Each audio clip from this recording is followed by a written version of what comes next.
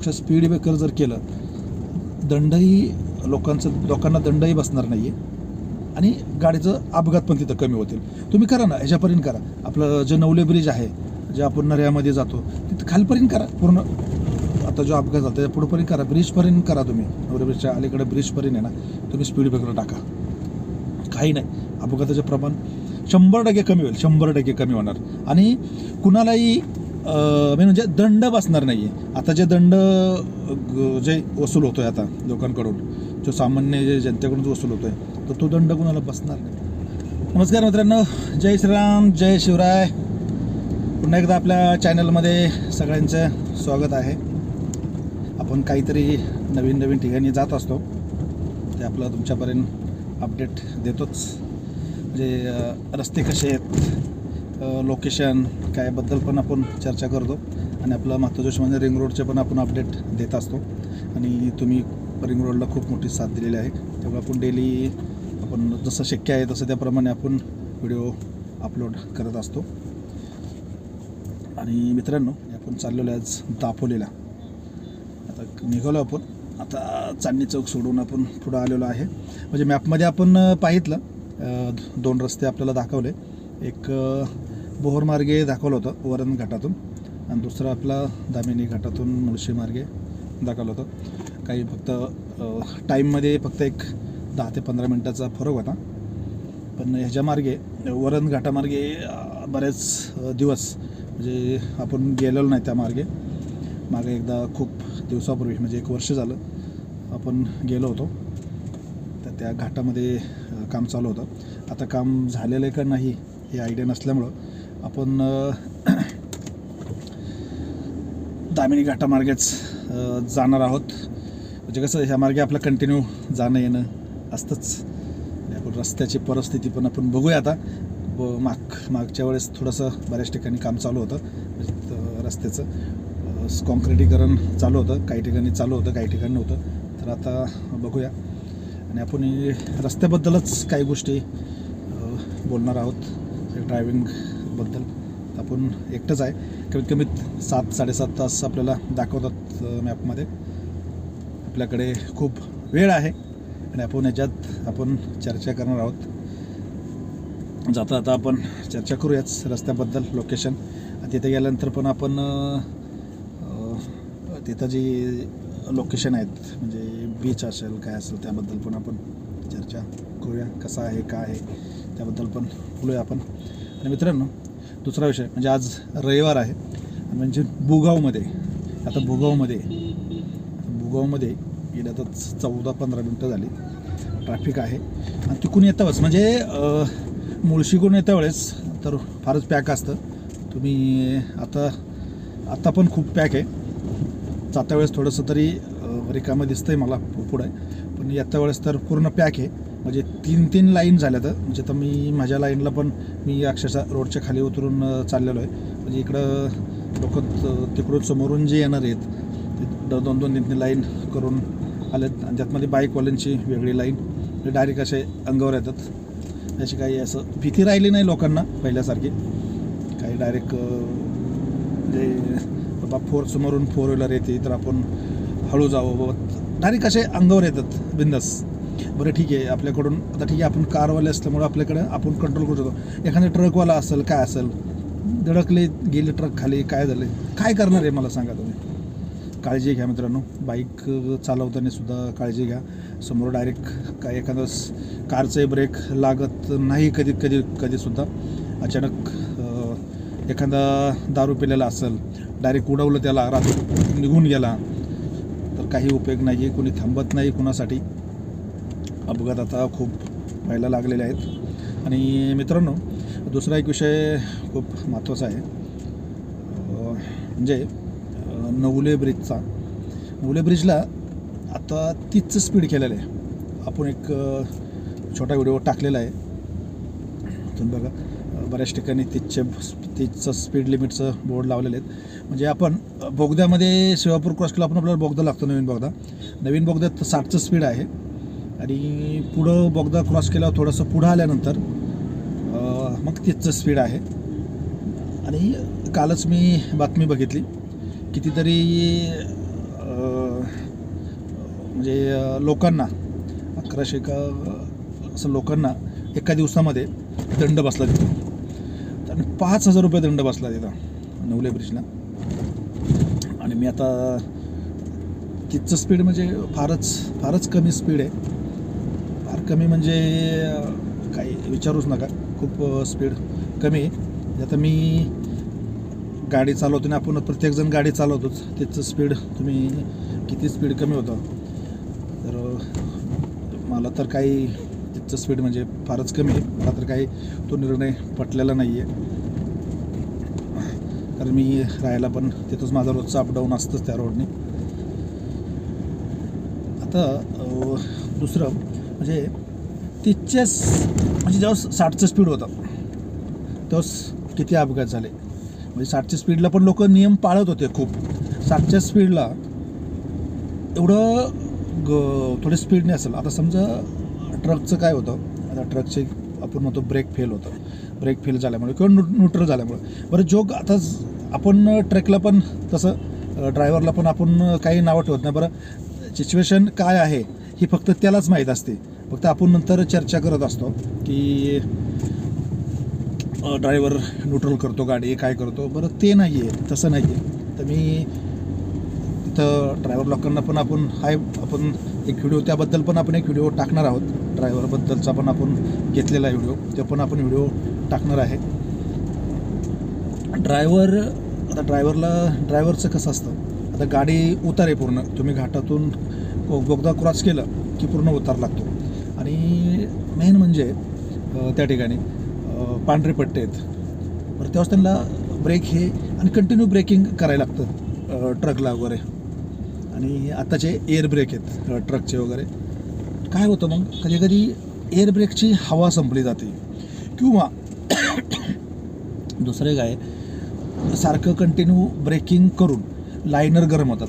आपल्याही गाड्यांचं बघा तुम्ही, आपले डिस्क बघा, मागचे टायर तुम्ही डिस्कला वगैरे ह्याला तुम्ही हात लावा कधी, तर तेही गरम झालेलं असतात. म्हणजे आपण कंटिन्यू ब्रेकिंग जरी केलं तरी आपलेही डिस्क गरम होतात. त्यामुळे ना ट्रकचं काय होतं, एअर ब्रेक, आता आपलं ब्रेक आपले लायनर असतात किंवा ब्रेक पॅड असतात, त्यामुळं काही प्रॉब्लेम येत नाही. ट्रकवाल्यांचं लोड असतात गाड्यात, ओव्हरलोडेड असतात काही गाड्या. तर मग त्यातमध्ये काय होतं की एअर संपल्यामुळं ब्रेक फेल होण्याची शक्यता असते. आणि दुसरी एक गोष्ट की ज्यावेळेस सारखं ब्रेकिंग करून लायनर गरम होतात आणि मग ब्रेक लागत नाही. त्यामुळं आपण लायनर गरम झाल्यामुळं त्यांचे ब्रेक लागत नाहीत. याला पण ती कारणं आहेत. बरं आता तो ज्यावेळेस उताराने खाली होतो, पूर्ण उतार आहे तिथं, अनकंट्रोल गाडी होती त्यावेळेस, मग कळत नाही आहे. मग आता 60च्या स्पीडला जर एखाद्या ट्रकचं जर पुढं जर असं काही झालं, आणि मला सांगा असं 30च्या स्पीडला 60च्या स्पीडला जर आपण आहे आणि 60च्या स्पीडला जर एवढ्या गाड्या जर एखाद्या ट्रकवाला उडवत असेल, तर पुढं आपल्या 30च्या स्पीडची आपली गाडी आहे. आता तर खूप स्पीड कमी झालेलं आहे, तिचं स्पीड म्हणजे खूपच कमी आहे. ट्रकवाला तेवढ्या स्पीडनी थांबत नाही. रात्रीचं माझा व्हिडिओ बघा, रात्रीचं मी 11 पावणे 11चा मी व्हिडिओ टाकलेला आहे, तुम्ही बघू शकता. मी 30च्या स्पीडला मला मागून ओव्हरटेक ट्रकवाले करतात, तर किती जोरात ट्रकवाले म्हणजे ओव्हरटेक केलेली मला एवढं बघा तुम्ही. म्हणजे तेवढ्या स्पीडला जर 30च्या स्पीडला जर गाड्या उडवल्या तर तेव्हा केवढा मोठा अपघात होईल. बरं आपण गाडीमध्ये असतो, कारमध्ये असतो, बरं आपल्याला मागून येणारा गाडीवाला आपण कधी, बरं ठीक आहे आपलं लक्ष पुढं असतं, आपण मागे लक्ष का आरशामध्ये मधल्या आपण ठेवलं असतो, पण तो जर जोरात असेल आपल्या पुढं पुढची गाडी स्लो असेल तर आपल्यालाही तिथं स्पीड वाढवता येत नाही. आणि याच्यामुळं खूप मोठा, अजूनही मोठा अपघात होण्याची शक्यता होऊ शकते.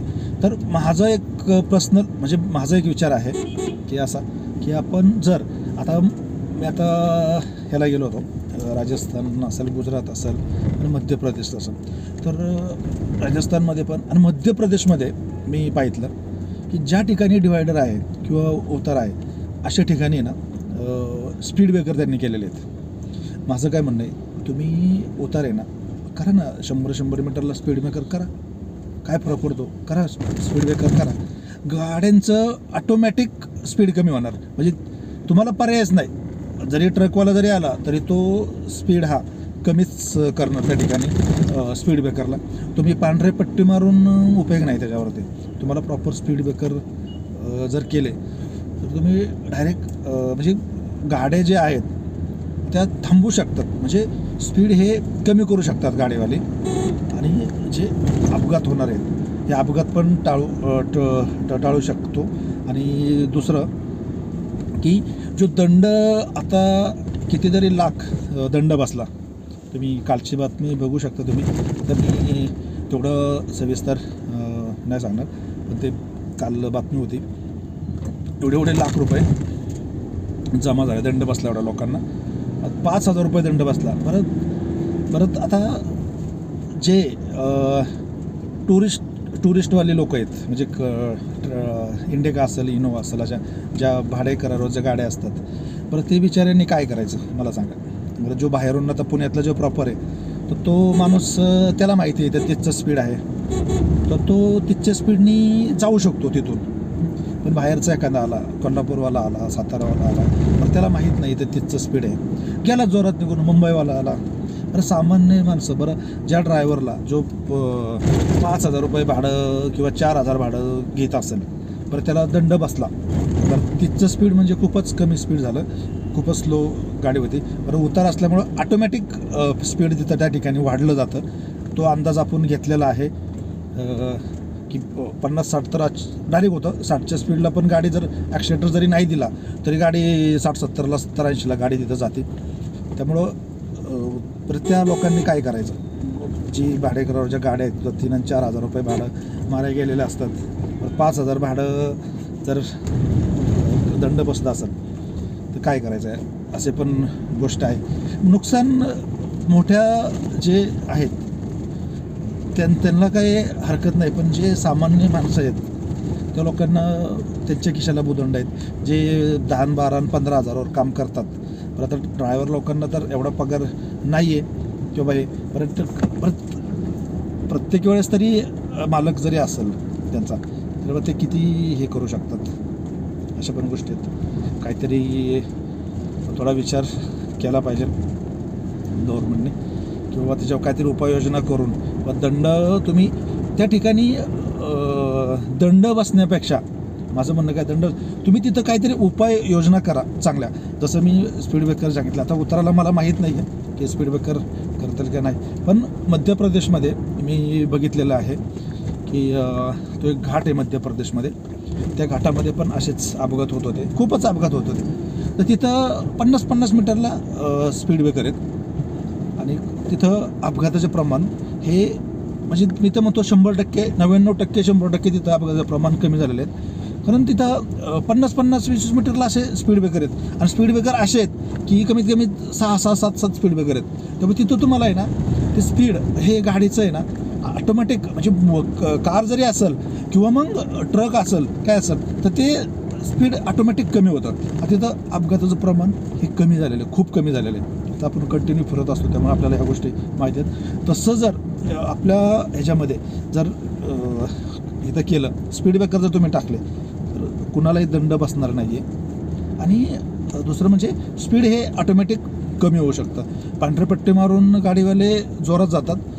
काय होतं पांढऱ्या पट्ट्याला, दुसरं एक विषय की पांढऱ्या पट्ट्याला आहे ना, तुम्ही जर कार असेल किंवा ट्रक असेल, तुम्ही जर जोरात आले, जर आताच घाटातून आपण बोगद्यातून आपण सरळ पुढं आलो आणि त्या पांढऱ्या पट्ट्यावर काय होतं, गाडी ना स्लिप मारते असे. तुम्ही बघा, मी बऱ्याचशा वेळा बघितलेलं आहे, गाडी जोरात गेली ना की पण अशी स्लिप होती गाडी, म्हणजे अशी वाकडी गाडी, राईटला तरी ओढला तरी लेफ्टला तरी गाडी ओढला अशी तिरकी गाडी होती. तर ते पण थोडंसं पांढरे पट्टे पण धोकादायक आहेतच. त्यापेक्षा स्पीड ब्रेकर जर केलं, दंडही लोकांना दंडही बसणार नाही आहे, आणि गाडीचं अपघात पण तिथं कमी होतील. तुम्ही करा ना, ह्याच्यापर्यंत करा. आपलं जे नवले ब्रिज आहे, जे आपण नऱ्यामध्ये जातो तिथं खालपर्यंत करा पूर्ण. आता जो अपघात झाला त्याच्या पुढंपर्यंत करा, ब्रिजपर्यंत करा. तुम्ही नवले ब्रिजच्या अलीकडे ब्रिजपर्यंत आहे ना, तुम्ही स्पीड ब्रेकर टाका, काही नाही, अपघाताचं प्रमाण 100% कमी होईल, 100% कमी होणार. आणि कुणालाही म्हणजे दंड बसणार नाही आहे. आता जे दंड जे वसूल होतो आहे आता लोकांकडून, जो सामान्य जनतेकडून जो वसूल होतो आहे, तर तो दंड कुणाला बसणार नाही आहे. एवढंच माझं म्हणणं आहे. मित्रांनो, आपण आता पिरंगुटला पोचलेलो आहे आणि खूप काही आपण याविषयी बोललो. पण याच्यामध्ये माझं काही कुणाला दुखवायचा काही हेतू नाही आहे. फक्त मला माझ्या मनामध्ये जे विचार आलेले आहेत हे फक्त तुमच्यापर्यंत मांडलेत मी मित्रांनो. आणि जर तुम्हाला हा व्हिडिओ आवडला असेल तर आपल्या चॅनलला लाईक, शेअर आणि सबस्क्राईब करा. आणि तुम्हाला जर काही जर तुम्हाला काही मत मांडायचं असेल किंवा नवले ब्रिज अपघात याच्यात तिथं खूपच उताराला काय असेल तर त्याबद्दलसुद्धा तुम्ही आपलं मत कमेंटमध्ये मांडू शकता, जेणेकरून तुमचं मत पुढं जाऊ शकतं. म्हणजे माझं तर मत हेच आहे, जे मी व्हिडिओमध्ये जे सांगितलेलं आहे हे तसं आहे.